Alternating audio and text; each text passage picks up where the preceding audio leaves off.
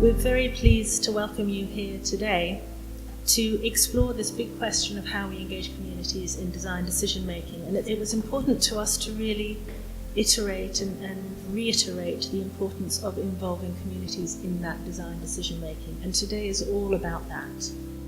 We're trying to introduce the basics and trying to help people to engage with the notion of community engagement in design and think about the key considerations, the key questions that they need to take into account in order to develop a community engagement strategy and activity. Community engagement in design means any action that you take, from a single conversation that you have with neighbors, with a barbecue that you might organize and collect people together, with a website that opens a debate. And essentially what it tries to do is to mobilize people, inspire people, and more crucially, connect their knowledge that they have about the particular place that you're working on, their skills and expertise, in order to respond to two questions. To respond to the question why change is needed and whether it's needed, and what change is needed.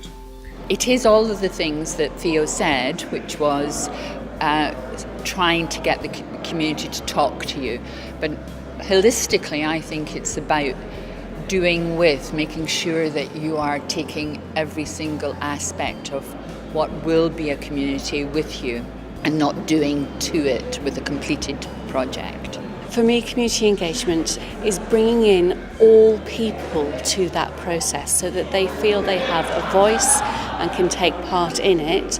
And then by the end of the project, they feel they have ownership in that project, giving that project better sustainability.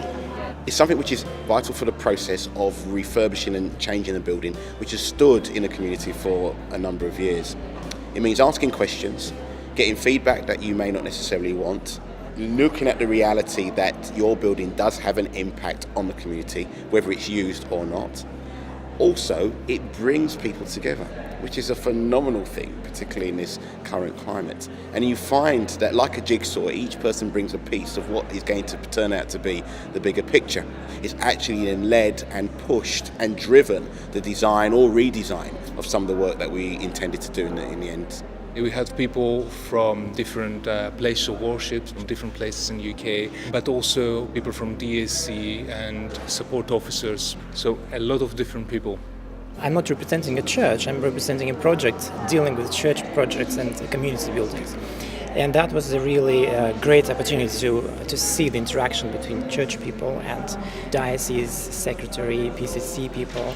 I already work with many parishes, and there's a real need to help parishes engage with design process and engage with project process right from the beginning, so that we don't jump straight to we need a kitchen and loo. We start with how can we better be church in this place. Community engagement in design is, to some extent, is an attitude.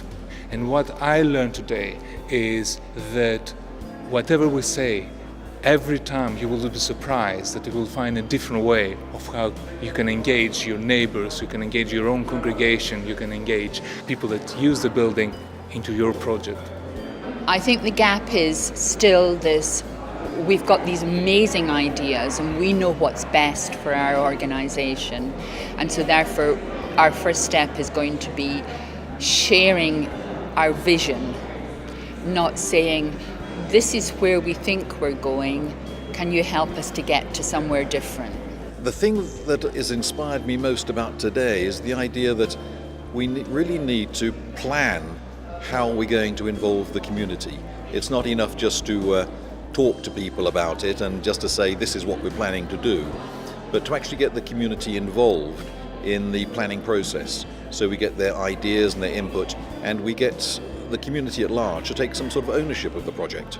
We will definitely see if we can get some members of the community to join our steering group so that they have a continuous input rather than just the occasional meeting. I'll also try and enthuse members of the congregation to come along and support community outreach projects, so that when we have things like open days, that we have a group of people who are there to welcome them, to encourage them, to listen to them, and to get them to contribute their ideas. Certainly listening to the story of St Luke's and equally of the charity that are doing some work in Chichester, I was actually very moved and inspired by how much engagement they took part in. That's something I regret I have not necessarily done as much as they. However, it's inspired me to recognise that these are long-term projects which are looking to root themselves within a community, and as they do so, the roots hopefully go deeper and the tree that is developed from it, metaphorically, actually goes higher.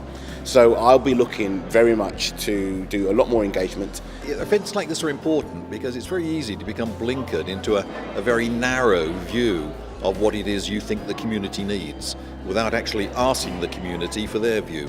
Getting a broad range of input is very important right at the beginning of the project.